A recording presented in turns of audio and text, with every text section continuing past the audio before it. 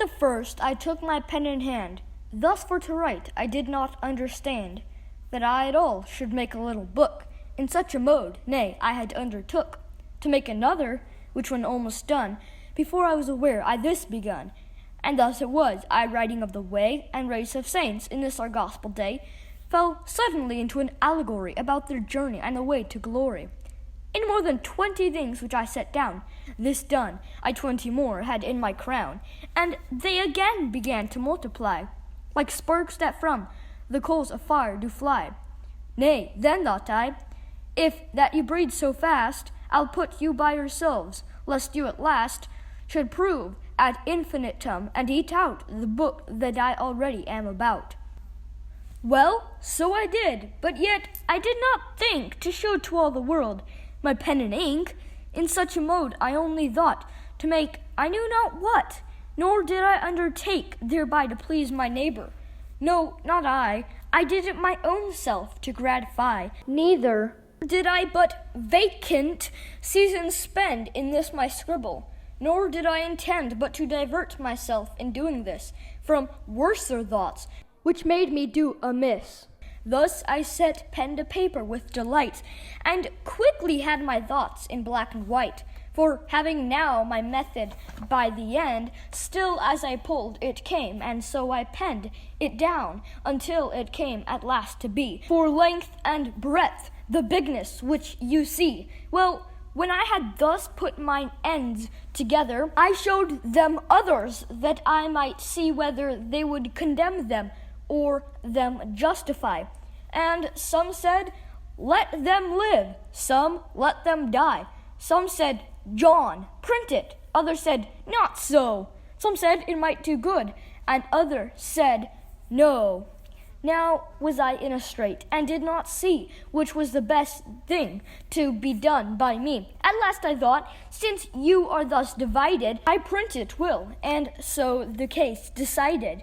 For, thought I, some, I see, would have it done, though others in that channel do not run. To prove then, who advised for the best, thus I thought fit to put it to the test.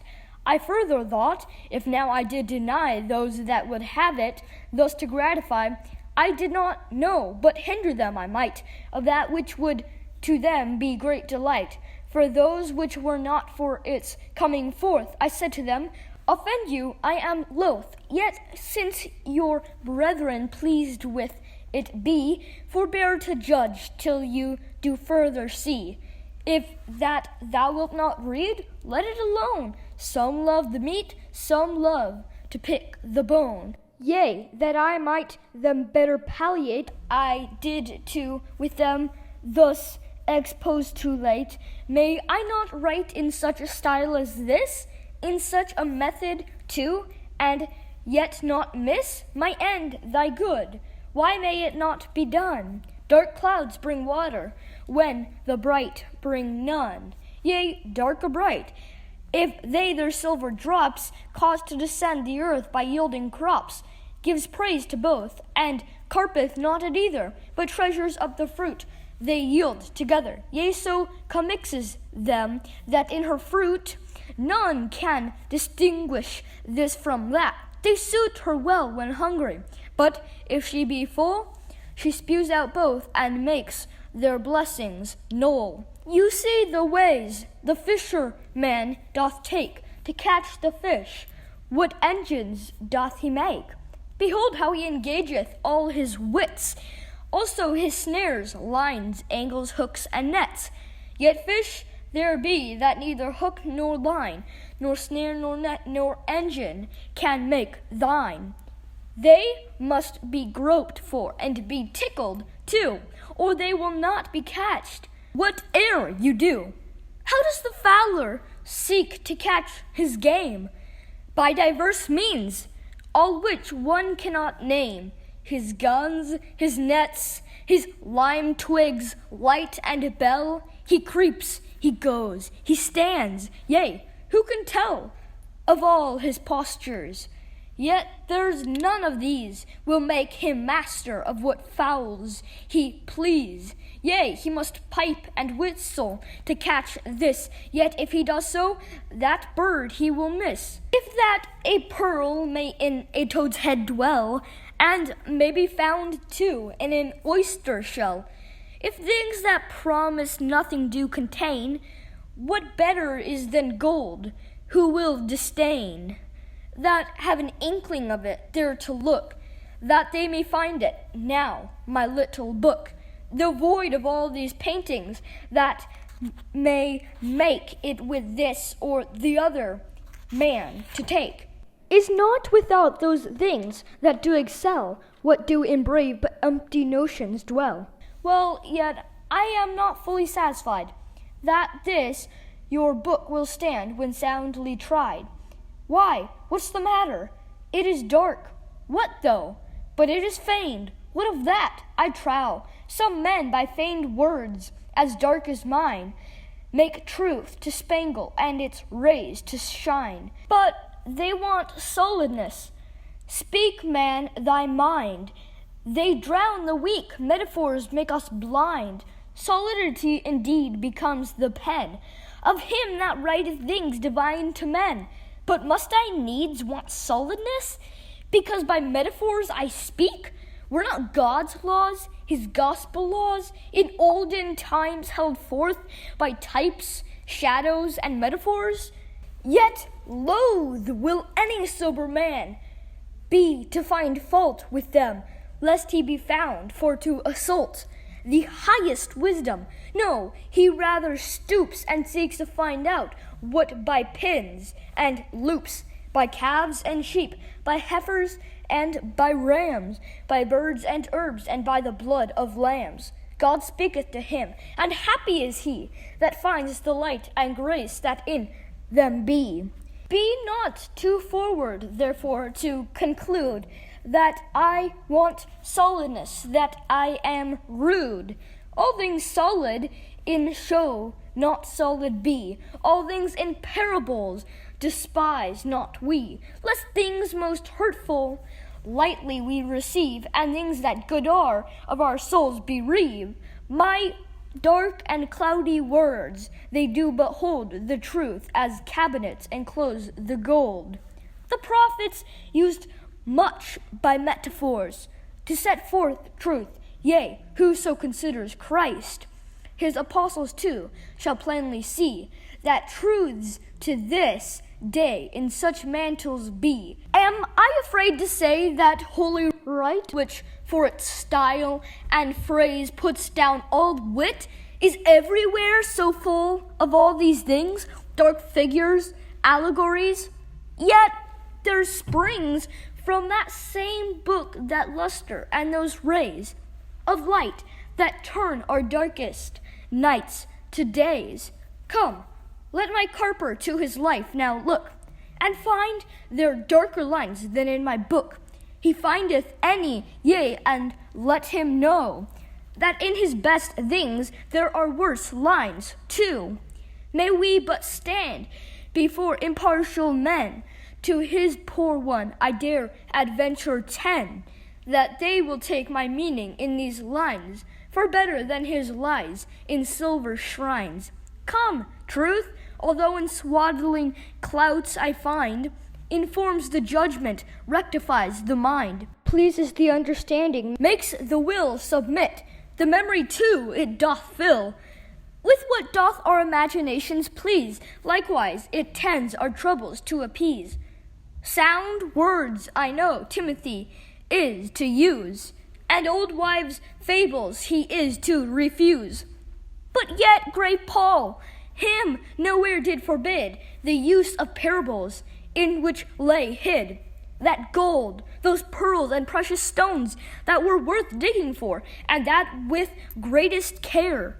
Let me add one word more, O man of God. Art thou offended? Dost thou wish I had put forth my matter in another dress, or that I had in things been more express? 3 things let me propound, then I submit to those that are my betters as is fit. 1. I find not that I am denied the use of this my method, so I no abuse put on the words, things readers, or be rude in handling figure or similitude, in application, but all that I may seek the advance of truth this or that way. Denied, did I say? Nay, I have leave. Example 2, and that from them that have God better pleased by their words or ways than any man that breatheth nowadays. Thus to express my mind, thus to declare things unto thee that excellentest are. 2. I find that men as high as trees will write dialogue-wise, yet no man doth them slight for writing so. Indeed, if they abuse truth, cursed be they, and the craft they use to that intent. But yet let truth be free, to make her sallies upon thee and me, which way it pleases God. For who knows how, better than he that taught us first to plow, to guide our mind and pens for his design, and he makes base things usher in divine. 3. I find that holy right in many places hath semblance with this method, where the cases do call for one thing to set forth another. Use it I may then, and yet nothing smother truth's golden beams. Nay, by this method may make it cast forth its rays as light as day. And now before I do put up my pen, I'll show the profit of my book, and then commit both thee and it unto that hand that pulls the strong down and makes the weak ones stand. This book it chalketh out before thine eyes the man that seeks the everlasting prize. It shows you whence he comes, whither he goes, what he leaves undone, also what he does. It also shows you how he runs and runs till he unto the gate of glory comes.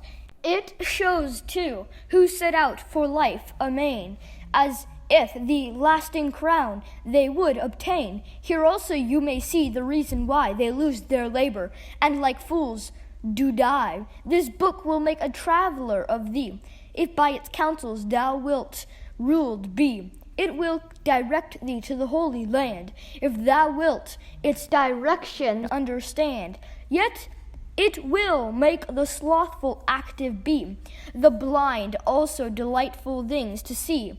Art thou for something rare and profitable? Wouldst thou see a truth within a fable? Art thou forgetful? Wouldst thou remember from New Year's Day to the last of December? Then read my fancies, they will stick like burrs, and may be to the helpless comforters. This book is writ in such a dialect as may the minds of listless men affect. It seems a novelty, and yet contains nothing but sound and honest gospel strains. Wouldst thou divert thyself from melancholy? Wouldst thou be pleasant, yet be far from folly? Wouldst thou read riddles and their explanation, or else be drowned in thy contemplation? Dost thou love picking meat, or wouldst thou see a man in the clouds, and hear him speak to thee? Wouldst thou be in a dream, and yet not sleep? Or wouldst thou in a moment laugh and weep? Wouldst thou lose thyself and catch no harm, and find thyself again without a charm? Wouldst read thyself and read thou knowest not what, and yet know whether thou art blessed or not, by reading the same lines? Oh, then come hither, and lay my book, the head and heart together. He who would valiant be 'gainst all disaster, let him in constancy follow the Master. There's no discouragement shall make him once relent his first avowed intent to be a pilgrim. Whoso be set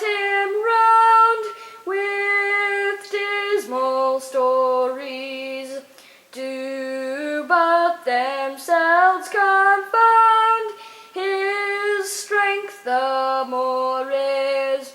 No foe shall stay his might, though he with giants fight.